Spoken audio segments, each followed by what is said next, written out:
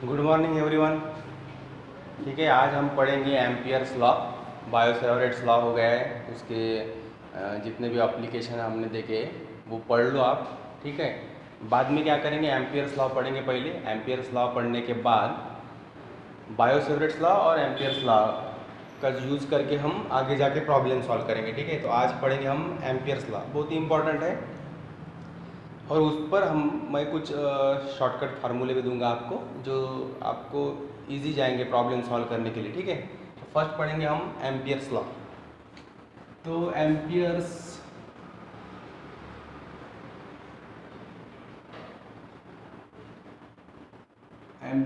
Law तो क्या है एम्पियर्स लॉ? ठीक है, तो एम्पियर्स लॉ क्या है, सिंपल है। मैं पहले उसको मैथमेटिकल फॉर्म में लिखूंगा, बाद में मैं उसका स्टेटमेंट बताऊंगा। ठीक है, एम्पियर्स लॉ यानी क्या है, it is a line integral of magnetic field, line integral of magnetic field along a circular path or circuit। ठीक है, along a circular path or circuit is equal to mu naught, it is a permeability। ठीक है, mu naught times total current threading to it means जो भी close circuit है, जहाँ पर magnetic field है, उसमें से जो करंट पास होता है उसे हम total current threading to it ऐसे बोलेंगे। ठीक है, तो डायग्रामेटिकली हम इसको अंडरस्टैंड करते हैं। स्टेटमेंट समझ में आया, line integral of magnetic field along a circular path और क्लोज सर्किट, ठीक है, is equal to mu naught times total current. It is not simple current, it is a total current. ठीक है, ये कितना भी हो सकता है, कैसे भी इसको हम प्रॉब्लम के हिसाब से हमें टोटल करंट निकालना पड़ता है। ठीक है, कभी कभी टोटल करंट दिया रहता है प्रॉब्लम में, पर कभी कभी हमें प्रॉब्लम के कंडीशन के हिसाब से टोटल करंट निकालना पड़ता है। ठीक है, तो ये जो है फार्मूला और ये जो लॉ है, ये किस लिए यूज होता है, to find out the magnetic field और find out the magnetic intensity at a particular point. ठीक है, एट अ पर्टिकुलर डिस्टेंस। ठीक है, तो ये एम्पियर्स लॉ समझने के लिए हम एग्जांपल लेंगे, और उसी एग्जांपल कौन सा है, अपर सपोज हम स्ट्रेट कंडक्टर लेते हैं। कौन सा कंडक्टर है, एक स्ट्रेट लॉन्ग इनफाइनाइट कंडक्टर है, लॉन्ग इनफाइनाइट कंडक्टिंग वायर है। ठीक है, और उस वायर में से करंट फ्लो हो रहा है। तो डेफिनेटली जब करंट फ्लो होगा किसी कंडक्टर से, तो वो खुद की मैग्नेटिक फील्ड उसके अराउंड प्रोड्यूस करेगी। ठीक है, तो वो मैग्नेटिक फील्ड जो है एट अ पर्टिकुलर पॉइंट हमें निकालने उस कंडक्टर से पर्टिकुलर डिस्टेंस पे। ठीक है, तो इसको कैसे अंडरस्टैंड करेंगे, सपोज एक कंडक्टर कंसीडर करो, उस कंडक्टर का नाम है एक्स वाई। कंडक्टर का नाम क्या है, एक्स वाई, ये कंडक्टिंग वायर है। ठीक है, और इसमें से करंट फ्लो हो रहा है अपवर्ड डायरेक्शन में, इसमें से करंट फ्लो हो रहा है अपवर्ड डायरेक्शन में, एक्स टू वाई। ठीक है, अब ये कंडक्टर है, डेफिनेटली ये कंडक्टर क्या करेगा, मैग्नेटिक फील्ड जनरेट करेगा। तो डेफिनेटली इसकी मैग्नेटिक फील्ड ऐसी रहेगी। ठीक है, तो ये क्या है, it is a close circular path और क्लोज सर्किट बोल सकते हैं, या क्लोज सर्कुलर पाथ। ठीक है, through which the current is threading to it. Current क्या है, इसको परपेंडिकुलर है, और ये है magnetic field which is along the, suppose अब इस मैग्नेटिक फील्ड की डायरेक्शन क्या होगी, सेकंड स्टेप है, मैग्नेटिक फील्ड की डायरेक्शन क्या होगी, तो राइट हैंड थंब रूल, अगर अपवर्ड डायरेक्शन में है तो मैग्नेटिक फील्ड की डायरेक्शन ऐसे होगी, ऐसे घूमेगी वो। ठीक है, एंटी क्लॉकवाइज, इस कंडक्टर के around anti clockwise magnetic field produce होगी, मींस इस डायरेक्शन में। किस डायरेक्शन में होगी, इस डायरेक्शन में। ठीक है, सपोज अब मैं सर्कुलर जो पाथ है इतना ही कंसीडर किया, आप इतना ही कंसीडर कर सकते हैं, क्योंकि मैग्नेटिक फील्ड जो है वो ऐसी स्प्रेड होती जाती है, इतने में ऐसी स्प्रेड होती जाती है। तो हमें अगर क्वेश्चन पूछा जाए कि at a particular this distance you find out the magnetic field due to the current flowing through the conductor. अब मैंने डिस्टेंस इतना ही सिलेक्ट किया है, सपोज ये डिस्टेंस है r, आप इतना ले सकते हो। अगर ऐसा कहा कि इस पॉइंट पे निकालो तो आपको ऐसा सर्कल निकालना पड़ेगा, यानी जिस डिस्टेंस पे आपको मैग्नेटिक फील्ड निकालनी है कंडक्टर से, कि कंडक्टर में से जो मैग्नेटिक फील्ड प्रोड्यूस होती है, इस कंडक्टर के करंट की वजह से जो मैग्नेटिक फील्ड प्रोड्यूस होती है, किस पॉइंट पे निकालनी है आपको, तो जिस पॉइंट पे निकालना है वहां से सर्कल ड्रॉ करो। मैग्नेटिक फील्ड की जो पाथ है, मैग्नेटिक फील्ड का जो पाथ है वो निकालो। ये फर्स्ट स्टेप है, ठीक है। बाद में सेकंड स्टेप क्या है, उसकी डायरेक्शन फाइंड आउट करो using the right hand thumb rule, ठीक है। तो मैंने जो सिलेक्ट किया है डिस्टेंस,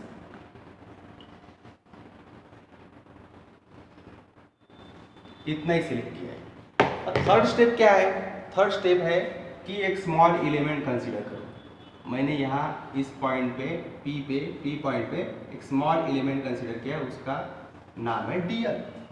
स्मॉल एलिमेंट कंसीडर किया मैंने डीएल, ठीक है। अब मैग्नेटिक फील्ड इस डायरेक्शन में है,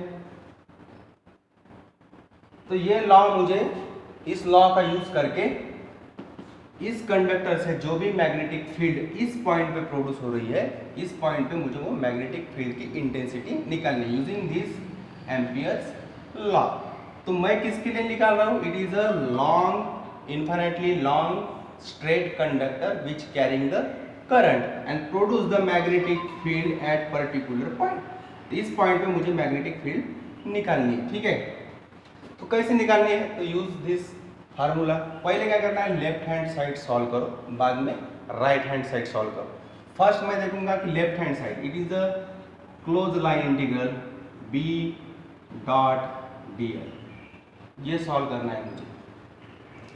फर्स्ट स्टेप, जहाँ जिस पॉइंट पे आपको निकालना है उस पॉइंट से सर्कुलर लूप निकालो, यानी मैग्नेटिक फील्ड की जो पाथ है, मैग्नेटिक फील्ड का पाथ है वो ड्रॉ करो।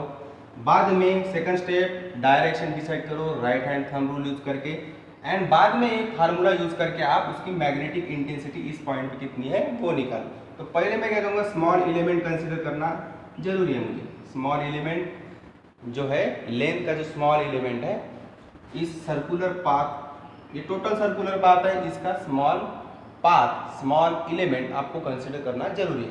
अब इसको सॉल्व कैसे करेंगे, देखो यहाँ पे डॉट है, इस डॉट को, डॉट बहुत ही इंपॉर्टेंट है, ठीक है। क्रॉस प्रोडक्ट, डॉट प्रोडक्ट आपने पढ़ा होगा, ठीक है, पढ़ा है ना, ठीक है। तो ये डॉट प्रोडक्ट जो है, डॉट प्रोडक्ट किससे हम डिनोट करते हैं, कॉस से, और अगर क्रॉस रहा तो साइन से। अब इसको ऐसे लिख सकते हैं हम, line integral B dl cos theta, this dot product replace by the cos theta.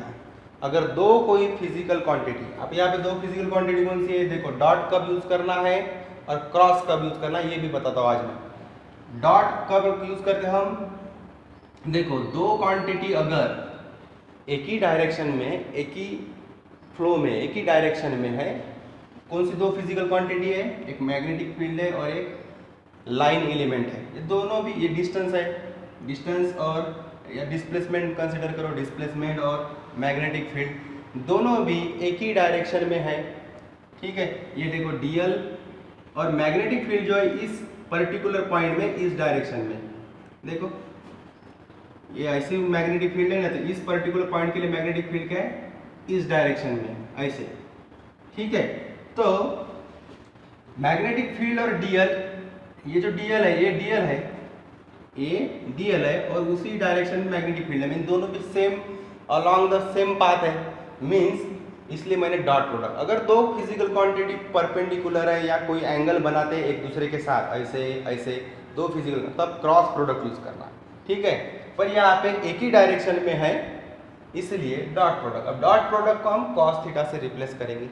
अब यहाँ पे थीटा है, एंगल है, एंगल कितना है दोनों में, दोनों में 0 का एंगल है, दोनों भी एक ही डायरेक्शन में, मीन्स एंगल 0 डिग्री है, means cos 0 degree is equal to 1, ठीक है। So integration line, close line integral B dot dl is equal to integration B dl. अभी यहाँ पे डॉट नहीं रहेगा, यहाँ पे डॉट नहीं रहेगा, डॉट हमने सॉल्व कर दिया है, ठीक है। अब मैग्नेटिक फील्ड तो यूनिफॉर्म है, कांस्टेंट है, तो इसको बाहर रख सकते हैं हम, B integration dl, integration dl। अब dl हमने पिछले लेक्चर में पढ़ा था, dl कैसे निकाला। dl is a integration of dl means it is a whole path, it is a complete path. Complete path कैसे निकालते हैं हम, it is circumference of the circle means 2 pi r means line integral dl जो है इसका answer क्या है 2 pi r। अब r जो है ना, कभी कभी किसी कुछ प्रॉब्लम में a दिया रहता है, यहाँ पे क्या दिया रहता है a, जो भी दिया हो पर इट इज अ डिस्टेंस, ध्यान में रखना। ये डिस्टेंस आप a से भी डिनोट कर सकते हो, इंडिकेट कर सकते हो, r से भी डिनोट कर सकते हो, पर इस प्रॉब्लम में मैंने r लिया है तो यहाँ पे r लिखो, यहाँ पे a है तो a लिखो, यहाँ पे b है तो यहाँ पे b लिखो, ठीक है। अब ये पुट करो यहाँ पे, so close line integral b dot dl is equal to b into 2 pi r। अब mu naught i, the right hand side left hand side is equal to right hand side, so b 2 pi r is equal to mu naught times I, ठीक है। तो current तो है ही दिया है, this is the total current flowing through the conductor, ठीक है। So b is equal to mu naught I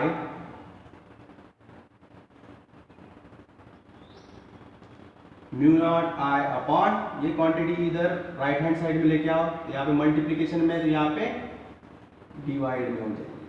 पर इसको थोड़ा मॉडिफाइड करूंगा मैं, जो यानी हमने जो प्रीवियस लेक्चर लिया था उस लेक्चर में हमने फार्मूला पढ़ा, तो उस फार्मूले से मैच करने के लिए इसमें थोड़ा मैं ये करूंगा, या क्या करूंगा 2 से मल्टीप्लाई करूंगा और 2 से डिवाइड करूंगा, 2 से मल्टीप्लाई 2 से divide, b is equal to mu naught 2I upon 4 pi r.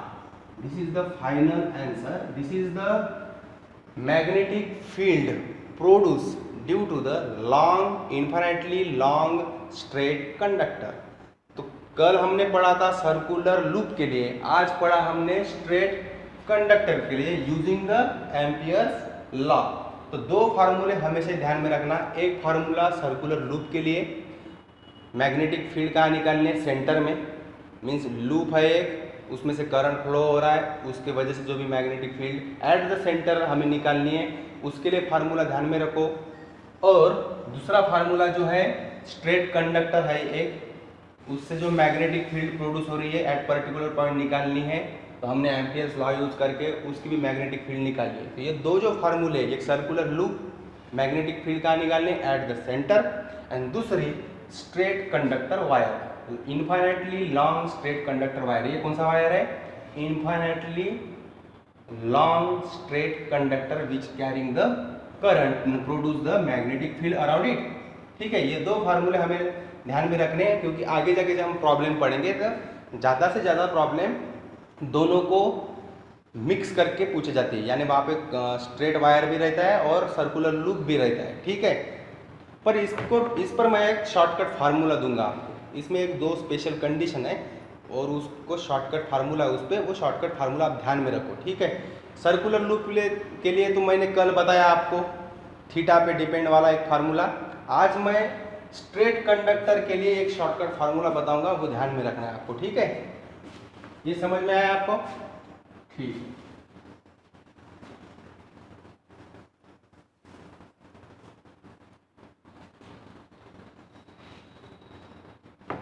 देखो कल मैंने एक बताया था सर्कुलर लूप के लिए, एक फार्मूला मैंने बताया आपको कल सर्कुलर लूप के लिए, the current flowing along the circular loop produce the magnetic field, ठीक है। सर्कुलर लूप है, ठीक है, और एट द सेंटर ये करंट है, एट द सेंटर आपको में मैग्नेटिक फील्ड निकालनी है, ये सपोज ए है, और इस करंट से जो magnetic field at the centre produce होती है उसके लिए मैंने फार्मूला बताया था, shortcut formula mu naught I upon 4 pi A Q, यहाँ पे ए दिया है करके, इनटू थीटा। ये शॉर्टकट फार्मूला मैंने आपको बताया था, ये ध्यान में रखना, ठीक है। अब दूसरा है इनफाइनाइट इनफाइनाइट। अगर यहाँ पे circular loop n number of turns है, n नंबर ऑफ टर्न्स है, इसमें थोड़ा मॉडिफाइड करना पड़ेगा। ये सिंगल टर्न लूप है, पर यहाँ पे अगर n नंबर ऑफ टर्न्स है तो यहाँ पे आपको n से मल्टीप्लाई करना पड़ेगा। For n number of turn, बहुत ही सिंपल फार्मूला है। For n number of turn of loop क्या होगा, सिंपल है, b is equal to just यही फार्मूला है, mu naught i upon 4 pi a। तो यहाँ पे क्या रहेगा, n टाइम्स i, ठीक है, into theta. Simple same formula है, सिर्फ n टर्न रहा तो n से मल्टीप्लाई करना है आपको, ठीक है। पर एक ही फार्मूला ध्यान में रखो, n तो आप ध्यान में रख सकते हो, ठीक है, समझ में आ रहा है। अब यहाँ पे स्ट्रेट कंडक्टर के लिए infinitely long straight conductor which carrying the current, ठीक है, produce the magnetic field. So अगर कोई इनफाइनाइटली ऐसे dot dot D I infinitely है X Y which the current passing या flowing through the conductor which produce the magnetic field around it. यहाँ पे हमें अगर निकालना है ए डिस्टेंस पे, इस पी पॉइंट पे मैग्नेटिक फील्ड निकालनी है, डायरेक्शन भी हम निकाल सकते हैं, ठीक है। तो इसके लिए ये कौन सा है, इनफाइनाइटली लॉन्ग स्ट्रेट कंडक्टर। इसके लिए एक फार्मूला दूंगा मैं शॉर्टकट। इसके लिए फार्मूला है B इज इक्वल टू, देखो, mu naught I upon 4 pi a, ठीक है, ब्रैकेट में sine phi 1 plus sine phi 2, sine phi 1 plus sine phi 2। पर infinitely long straight conductor wire अगर रहता है, इनफाइनाइटली दूसरी डायग्राम निकालता हूँ बेटर अंडरस्टैंडिंग के लिए। सपोज ये वायर है एक्स वायर और इनफाइनाइटली लॉन्ग है, और इस पॉइंट पे अगर मैग्नेटिक फील्ड निकालनी है मुझे, तो मैं क्या करूँगा, इस दो एंड से ऐसे ड्रॉ करूँगा। ये जो एंगल है ये है फाई 1, ये जो एंगल है फाई 2, क्योंकि ये समझना बहुत जरूरी है कौन से एंगल लेने हैं, कहाँ के एंगल लेने हैं, कौन से एंगल लेने हैं, जिस पॉइंट पे एंगल बनते हैं, जहाँ मैग्नेटिक फील्ड निकालनी है, जहाँ मैग्नेटिक फील्ड निकालनी है वहाँ पे जो एंगल बन रहे हैं इस कंडक्टर के कारण, वो एंगल हमें यहाँ पे लिखने। तो हमेशा ही ध्यान में रखना कि इनफाइनाइटली लॉन्ग स्ट्रेट कंडक्टर रहा तो ये phi 1 is equal to phi 2 is equal to क्या रहता है, पाई बाय 2, 90 डिग्री रहता है। क्यों रहता है, देखो ये देखने के लिए तो 90 डिग्री नहीं है, पर ये वायर बहुत ही लॉन्ग है, इनफाइनाइटली है। तो जैसे जैसे ये वायर लॉन्ग होते जाएगा तो ये ऐसे ऐसे होते जाएंगे, ये जो दो आर्म है, ये जो दो लाइन है, ये ऐसे होती जाएंगी। जब ऐसे होती जाएंगी तो ये नियरली क्या हो जाएगा, 90 डिग्री, ये भी नियरली क्या हो जाएगा, 90 डिग्री, ठीक है, क्योंकि ये लाइन ऐसे स्प्लिट होती जाएंगी, मूव होती जाएंगी, राइट हैंड साइड और ये लेफ्ट हैंड साइड। देखो ये वायर अगर इनफाइनाइट है तो ये क्या होगा, एंगल बढ़ता जाएगा और 90 डिग्री बनेगा। कितना बनेगा, 90 degree. Means infinitely long straight conductor अगर रहा तो ये एंगल कितने लेने हैं आपको, 90 डिग्री लेने। कितने निकले, 90 डिग्री। अगर 90 sine 90 1, sine 90 1, 1 plus 1 2। So B is equal to mu naught, 2 है तो 2I अपॉन 4 पाई a। अभी हमने इसके पहले एक जो फार्मूला यहाँ पे एम्पियर्स लॉ यूज करके निकाला था, इतना ही आंसर था उसका, था इनफाइनाइटली लॉन्ग स्ट्रेट कंडक्टर। अब इसमें तीसरी कंडीशन है, ध्यान में रखो, इसमें तीसरी कंडीशन है, अगर ये इनफाइनाइटली लॉन्ग नहीं है, ये फाइनाइट है, finite straight conductor, finite straight conductor, अगर ये इनफाइनाइट नहीं है, फाइनाइट है, तो यही फार्मूला रहेगा, B is equal to mu naught I upon 4 pi a bracket sine phi 1 plus sine phi 2। यही फार्मूला आपको फाइनाइट के लिए, ये इनफाइनाइट है, इसलिए मैंने कंडीशन पुट की है यहाँ पे, कंडीशन पुट करके यहाँ पे सबमिट किया। सबमिट करने के बाद मुझे ये आंसर मिला। This is the magnetic field for infinitely long straight conductor. पर अगर स्ट्रेट कंडक्टर फाइनाइट है तो ये फार्मूला, और प्रॉब्लम में जो एंगल दिए है प्रॉब्लम के हिसाब से, फाइनाइट कंडक्टर है और वो कहीं तो भी एंगल दिए रहेंगे आपको उस प्रॉब्लम में, वो एंगल यहाँ पे आपको पुट करना है। यहाँ पे क्या करना है, पुट करना है, और उस एंगल के हिसाब से साइन, दोनों भी साइन निकालो, यहाँ पे सॉल्व करो और मल्टीप्लिकेशन करके मैग्नेटिक फील्ड निकाल लो। ठीक है, ये फार्मूला ध्यान में रखो। पर specially infinite long straight conductor के लिए ये फिक्स है। अगर इनफाइनाइटली लॉन्ग स्ट्रेट कंडक्टर रहता है तो ये फिक्स है। φ1 φ2 की वैल्यू कौन सी रहती है, यहाँ पे π/2 रहती है। कौन सी रहती है, π/2। वो π/2 यहाँ पे पुट करो, sin π/2 1, sin π/2 1, 1 + 1 2, ये 2। ठीक है, और फाइनाइट रहा तो प्रॉब्लम के हिसाब से आपको एंगल ढूंढने पड़ेंगे। एंगल वहाँ पे दिए रहते हैं, वो एंगल यहाँ पे पुट करके सॉल्व करना है। यहाँ पे फोर्थ कंडीशन है, फोर्थ कंडीशन कौन सी, इनफाइनाइट है वायर, इनफाइनाइट लॉन्ग कंडक्टर है, और इस कंडक्टर में at one end magnetic field निकालनी है। कौन सी, एट वन एंड। सपोज ये वायर है और इधर इनफाइनाइट है, तो इस सपोज यहाँ पे निकालनी है मुझे। कहाँ पे निकालनी है, इस पॉइंट पे, एट वन एंड। तो वन एंड पे निकालनी है, तो मैं क्या करूँगा, ये लाइन ऐसे ड्रॉ करूँगा।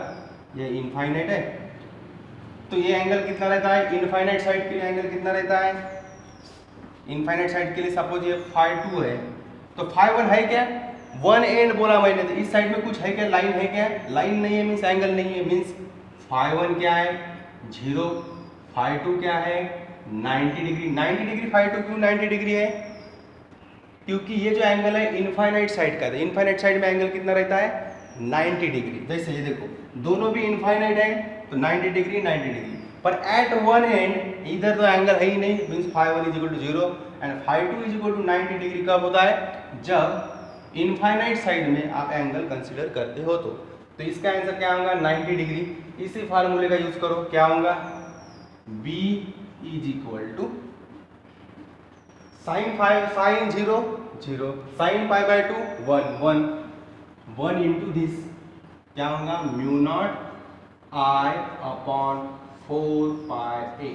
देखो इस एक फार्मूले का यूज करके हमने इसको सॉल्व किया, इसको सॉल्व किया, इसको सॉल्व किया, और एक फार्मूला और ये फार्मूला, ये दो फार्मूले आप ध्यान में रखो।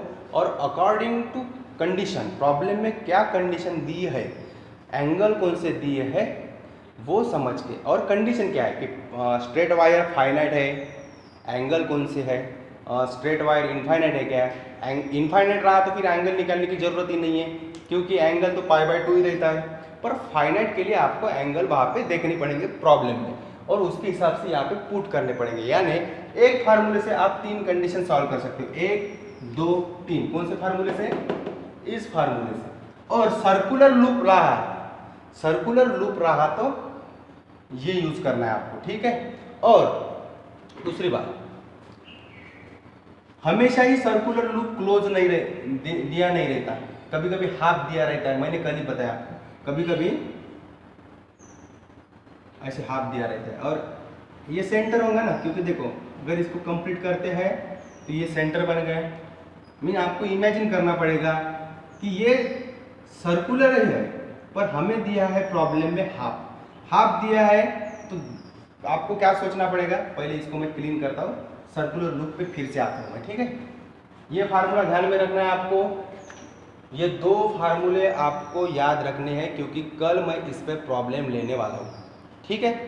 तो ये अगर 2 फार्मूले आपको याद में रहते हैं तो इजीली 2-3 स्टेप में आप कोई भी प्रॉब्लम सर्कुलर लूप का और स्ट्रेट कंडक्टिंग वायर का सॉल्व कर सकते हो इजीली, ठीक है, 2 स्टेप में, ठीक है। समझ में आया ये सब, ठीक है। लास्ट एक कंडीशन बताता हूँ आपको।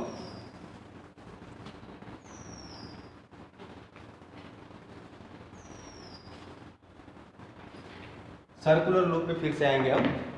कभी कभी प्रॉब्लम में क्या होता है, सपोज एक पार्ट दिया है और यहाँ से करंट फ्लो हो रहा है और आपको बोला कि देखो यहाँ पे मैग्नेटिक फील्ड निकाला, एक पार्ट दिया है पर दिख रहा है कैसे, सर्कुलर लूप नहीं है ये, पर दिख रहा है ना सर्कल जैसे, कैसे दिख रहा है इमेजिन करना है आपको कि अगर मैं इसको कंप्लीट करता हूँ, मेरे माइंड में अगर इसको मैं कंप्लीट करता हूँ तो ये सर्कल ही बन गया। पर जो सर्कल दिया है, ये जो आर्क दिया है, इसको आर्क बोलेंगे हम, it is a look like a circle if you complete, यानी ये सेंटर जैसे दिख रहा है। तो आपको समझ में आना चाहिए कि अरे यहाँ पे हमें सर्कुलर लूप का ही फार्मूला यूज करना है। तो कैसे यूज करेंगे, तो पहले क्या करो, दो एंड से लाइन ऐसे ड्रॉ करो और ये जो पार्ट ऑफ सर्कल है, it is a part of circular loop which subtends some angle at the centre, which subtends some angle at the centre. ये एंगल आपको फाइंड आउट करना है, ये एंगल कितने का है। सपोज ये एंगल बन गया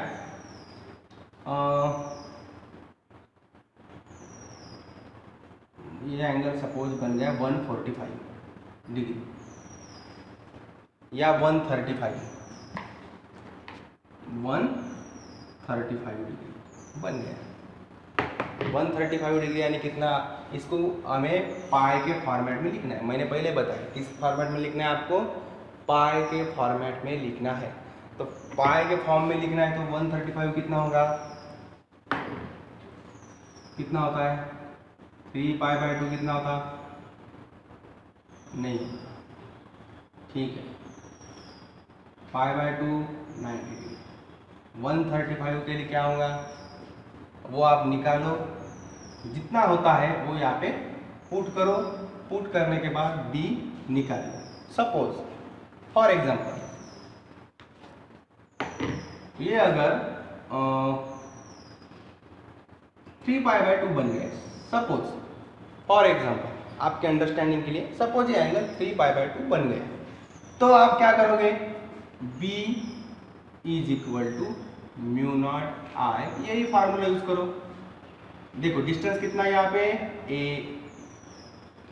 4πa, थीटा कितना है 3π/2, और जो भी कैंसिल होता है वो कैंसिल करो और इसको सॉल्व करो। सिंपल है, 2 स्टेप में आंसर आ गया। वैसे ही मैंने मुझे ये बताना है कि कभी ही कंप्लीट सर्कुलर लूप दिया ही रहेगा ऐसा नहीं है। कभी कभी ऐसे आर्क के फॉर्म में पार्ट ऑफ सर्कुलर लूप भी दिया रहता है, some part of circular loop दिया रहता है, तो वहाँ पे भी ये फार्मूला हम यूज कर सकते हैं। ठीक है, तो 2 फार्मूले ध्यान में रखो आप। एक सर्कुलर लूप के लिए ये वाला फार्मूला, n टर्न्स दिया है तो n से मल्टीप्लाई करो, ये बात ध्यान में रखना है आपको। ठीक है, नहीं तो प्रॉब्लम गलत हो जाएगा। आपको बोला कि 4 number of n turns of loop दिया है तो आपको 4 से इसको मल्टीप्लाई करना पड़ेगा। होल जब पूरा आंसर निकाल दो ना, पहले आंसर निकाल लो, उसको 4 से मल्टीप्लाई कर दो, इजी हो जाएगा आपको। ठीक है, पहले ही 4 लिखना जरूरी नहीं है, पहले प्रॉब्लम सॉल्व करो, आंसर फाइनल निकाल लो, उसको 4 से मल्टीप्लाई करो। दूसरा है स्ट्रेट कंडक्टिंग वायर, जो है मैंने बताया स्ट्रेट कंडक्टर। स्ट्रेट कंडक्टर के लिए ये general formula μ0I/4πa sin φ1 plus sin φ2, ये फार्मूला, ये 2 फार्मूले ध्यान में रखो। ठीक है, अकॉर्डिंग टू प्रॉब्लम कंडीशन आपको इसमें वैसे वैसे चेंज करने। मैंने अभी बताया कभी कभी सर्कुलर लूप जो है हाफ दिया रहता है, क्वार्टर दिया रहता है, 270 डिग्री का दिया रहता है। ठीक है, 135 डिग्री का दिया रहता है, उसके हिसाब से यहाँ पे एंगल पुट करना है पाई के फॉर्म में। ठीक है, ध्यान में रखना पाई के फॉर्म में। और ये जो है स्ट्रेट कंडक्टर में 3 कंडीशन रहती है।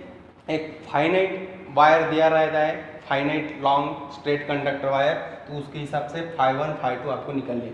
φ1 φ2 कहाँ का, जिस पॉइंट पे मैग्नेटिक फील्ड निकालनी है वो एंगल, ये सपोज φ1 है तो ये φ2, ये एंगल है। ठीक है, ये नहीं है, ये एंगल है। ठीक है, उसके हिसाब से फाइनाइट रहा तो φ1 φ2 आपको प्रॉब्लम से निकालना पड़ेगा। इनफाइनाइट रहा तो वो तो फिक्स है, डिसाइडेड है, π/2 लेते हैं। φ1 is equal to φ2 is equal to π/2। किसके लिए? इनफाइनाइट लॉन्ग रहा तो। और इनफाइनाइट लॉन्ग है पर एट द एंड निकालना है, एट द एंड निकालना है, तो एक एंगल 0 रहेगा और इनफाइनाइट साइड का जो एंगल है वो 90 डिग्री रहेगा। एट द एंड मीन्स ये वायर है, इधर इनफाइनाइट है और यहाँ पे वन एंड पे निकालना है, तो ये φ2 ये 90 डिग्री बन जाएगा क्योंकि ये इनफाइनाइट है वायर इधर, और इधर φ1 0 डिग्री है। ठीक है, और ये at the centre, it is a infinite wire at the centre, φ1 और φ2 इज इक्वल टू 90 डिग्री। मगर फाइनाइट रहा तो 90 डिग्री नहीं लिखना है। फाइनाइट रहा तो प्रॉब्लम में जो एंगल दिया है वही लेना है आपको। ठीक है, तो ये ओवरऑल जो है प्रॉब्लम आपको ध्यान में रखना। सर्कुलर लूप और स्ट्रेट कंडक्टर की जो कंडीशंस है उसके हिसाब से आपको प्रॉब्लम सॉल्व करने थे। दो फार्मूले ध्यान में रखना, ये और इसके ये जो नीचे मैंने लिख के दिया था sin φ1 sin φ2 का, वो भी ध्यान में रखना। कल इस पे हम कंबाइन करके कुछ प्रॉब्लम लेंगे। ठीक है, जो आप उस प्रॉब्लम से आपको बेटर अंडरस्टैंडिंग होगी। आज जो मैंने पढ़ा है वो समझ में आया? ठीक है, जल्दी नहीं हुआ कुछ? ठीक है, फिर थैंक यू।